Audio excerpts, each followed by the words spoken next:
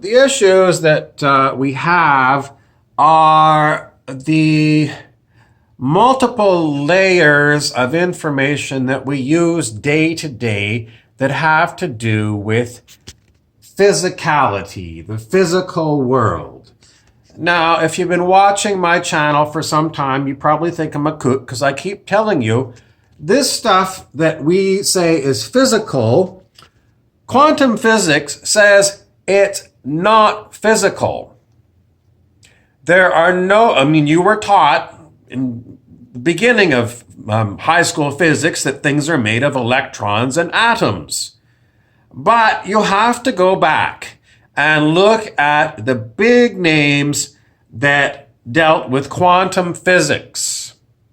People like Heisenberg, Niels Bohr, Richard Feynman.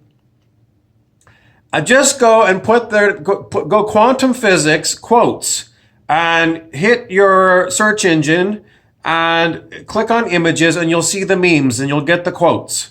And I want you to spin through about 50 of them to do with quantum physics till you finally get the point. This is not physical. There are no electrons, there are no atoms. It is information. This is what you're looking at. It is information. In the olden days, they called it thought forms. But the whole point of it is, it seems like I'm tapping something physical. This is the great illusion of our physicality.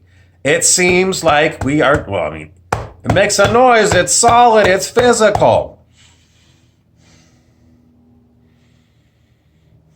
It's an amazing illusion. How can it make noise when I'm banging here? I'm banging here. Can't you hear it? It's physical. Okay? I haven't learned how to teleport. If I could teleport, what I would do is I would, slowly dissolve like an old transporter beam in Star Trek. And then I'd reappear somewhere else. And you'd say, oh, it's a CGI trick. Okay. Well, I'm going to drop that for now. The point is that even when I do my research into the physical sciences, biology, okay? When I looked into biology and I called up, what the websites are saying about DNA, they're so full of shit. It's unbelievable.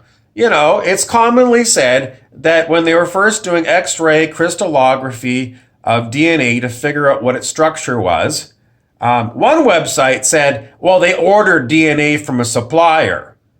I'm sorry, if you don't know what DNA is and you can order it from a supplier, what the hell did you order? It's circular logic. You don't know what it is. You're calling it DNA, but you don't know what it is. How did you know it was DNA? Well, we knew it was a sugar or something.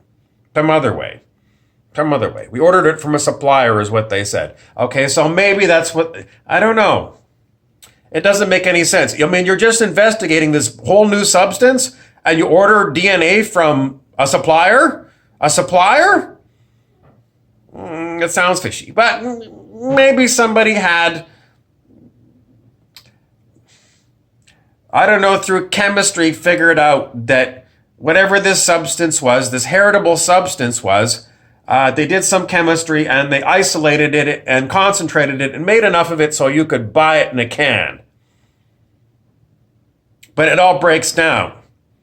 This whole argument breaks down when you just go and use your search engine and go and type in what is the size of DNA. And you will learn it is in nanometers. Nanometers. It's an incredibly tiny scale. It's way smaller than anything. And if you're going to go and concentrate DNA so much you can order it from a supplier, no. And then they say that you can put DNA into a glass tube to line it all up. That's what they say they did in those experiments. I'm sorry, it's in nanometers. Glass tubes are macro. They're like things you can hold in your fingers. Nanometers are incredibly small, beyond light microscopy. They are incredibly small. You cannot line up DNA in something like a glass tube that you can roll in your fingers. It's too small. It's lies. Lies, lies, lies. You go look it up. Do your research. I'm Harry Weaver.